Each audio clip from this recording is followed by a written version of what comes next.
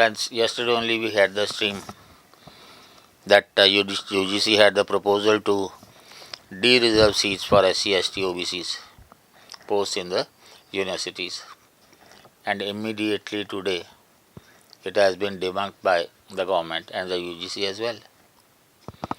But then the news was carried only by the Morning Standard, and honestly, Morning Standard has given the debunking on the front page itself. Though it's not the lead news, it is only a second news. It says, "It's murder of reservation," says DMK. While there is continuous accusation that the seats reserved for SCs, STs and OBCs are given to general candidates, the BJP is now trying to institutionalize it. This is murder of reservations, says DMK. And then the UGC chairman has clarified, this is only a draft. This is a document that has various acts and SC orders. Final version will not have provisions on de-reserving vacancies. This debunking has been carried by other newspapers also, while they didn't carry the original news. Like I have a Tribune in my hand. In damage control mode after all. Draft UGC guidelines propose that any vacancy reserved for SC, ST and OBC candidates can be declared unreserved if enough candidates from these categories are not available. The guidelines have drawn flags from different quarters. However, the Ministry of Education has clarified that after enactment of the Central Educational Institution Reservation in Teachers Cadre Act 2019, no reserved post is to be de-reserved.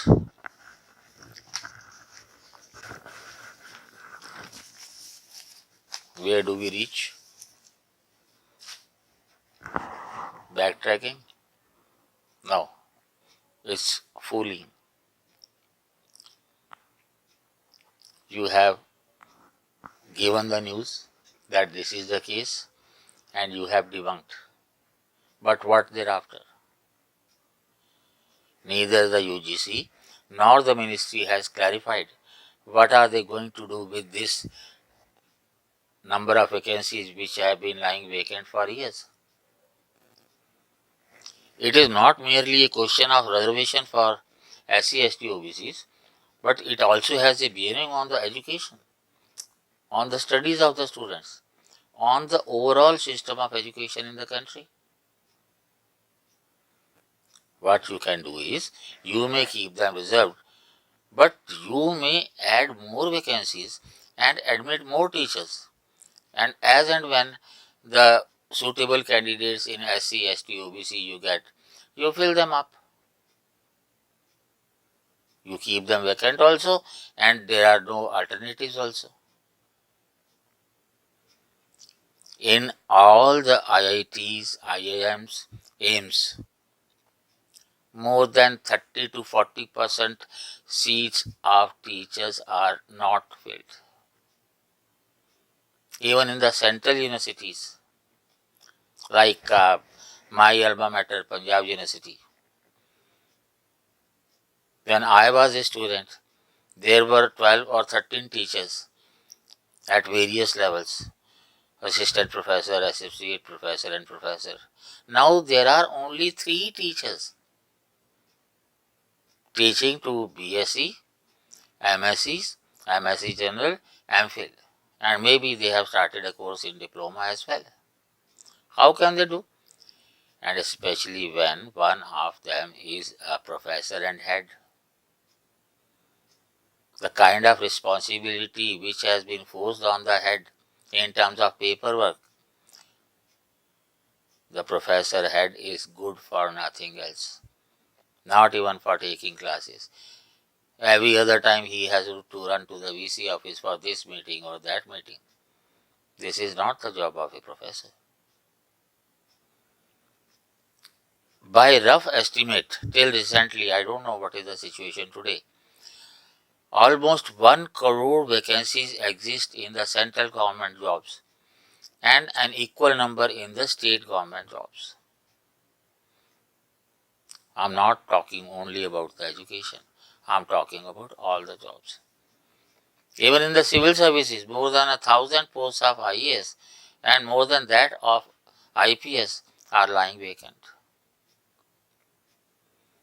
What for these posts are? These posts are meant to maintain order in the country. Why the government doesn't fill in? Because the government has to pay the salary. Despite earning more and more every month and every year, the government is left with no money. All the money goes to giving subsidies to the poor. I'll say poor.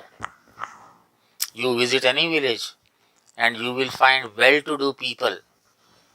They are benefiting from this free rice and wheat and dal and everything. And above it, they are not inclined to work also. That means meaningful labor is being lost. The policies we are pursuing in terms of filling vacancies and in terms of reservation, uh, I'm sorry to say, India is not going to be a Vishuguru too soon.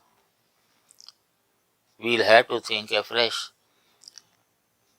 Give reservation to the deserving people and also offer reservation to the people who are interested in those jobs. If you don't find people who are interested in jobs in academics, the way I told you yesterday, then why should there be posts for them? Fix up a time limit that within this time limit, if jobs are filled, otherwise you have to think about. It is not an issue of killing reservations or things like that. Obviously, the politics of reservation will continue and will continue forever unless we think about a different model of reservations. But before that, we should think about the beginning. What was the need for reservation? How this need was created by the British. I have told n number of times. When British came, before that, in 1000 AD, see, you can say Christian era, or you can say Anno Domini,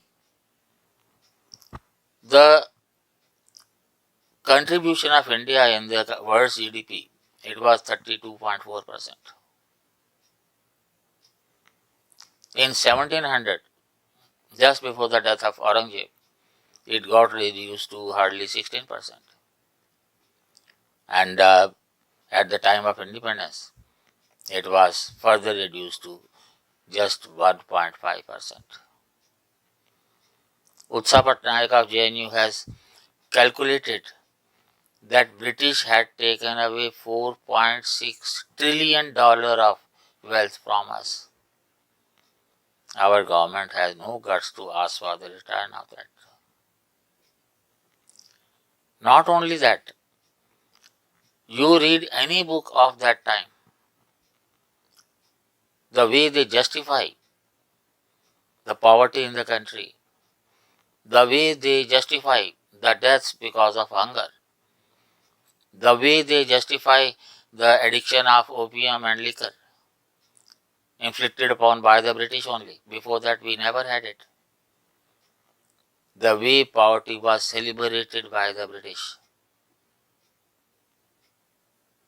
I'll tell you how it happened, a simple process. Before the British came, all the artisan groups and workers, they were well off. The farmers, they were well off.